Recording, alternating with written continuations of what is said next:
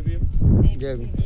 गेल्या 2 दिवसापासून पाचोरा तालुक्यामध्ये अतिवृष्टीमुळे बऱ्याच ठिकाणी गोरगरीब कष्टकरी जो गाव कुसाच्या नाल्या खोल्यामध्ये त्याचं वास्तव्य म्हणून घरकुल त्याला मंजूर केलं जातं, अशा ठिकाणी ज्या लोकांचं या अतिवृष्टीमुळे जे नुकसान झालं आहे, खरं तर हे दुर्दैवी आहे की अशा लोकांचा पंचनामा हा तत्काळ प्रशासनाने दखल घेत लवकरात लवकर अशा लोकांच्या पुनर्वसनाचा जो निर्णय तो तत्काळ घेतला गेला पाहिजे.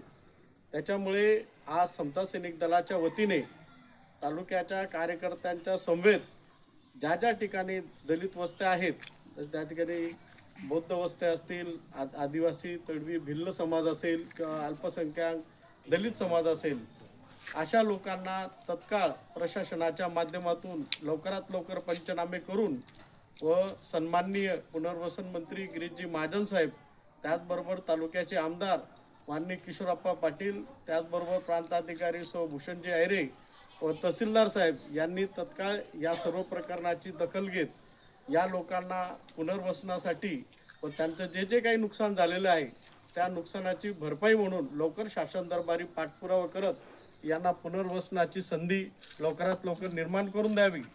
जर येत्या 8 दिवसामध्ये संबंधित लोकांना शासनाकडून तातडीची आपत्कालीन निधी न प्राप्त झाल्यास समता सैनिक दल या लोकांच्या न्याय हक्कासाठी रोडावर उतरून न्याय मागण्यासाठी आज या ठिकाणी सज्ज आहे.